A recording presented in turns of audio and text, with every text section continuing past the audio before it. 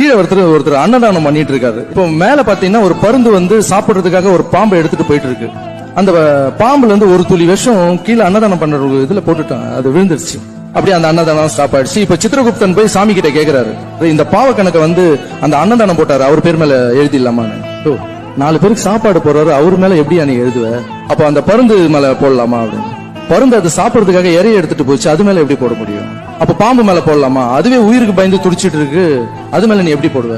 கொஞ்ச நாள் வெயிட் பண்ணு, இந்த கணக்கு அப்படியே வெயின்னு சொன்னாராம் சாமி. மறுபடியும் அவர் அன்னதானம் போட ஆரம்பிச்சாரு. அன்னதானம் போயிட்டு இருக்கு. ஒரு 2 வயசானவங்க, இங்க யாரோ அன்னதானம் போடுறாங்களா, அது எந்த பக்கம் போகணும்னு கேட்டாங்க. அந்த 4 பேர் சொன்னாங்களாம், அன்னதானம் போய் சாப்பிடுங்க, ஆனா செத்துருவீங்க, உயிரோட இருக்க மாட்டீங்க அப்படின்னா. அந்த வயசானவங்க 2 பேர் சாப்பிட முடியாம திரும்பி போனாங்களாம். சாமி கூப்பிட்டாரு சித்திரகுப்தனை, மேல வா அப்படின்னு.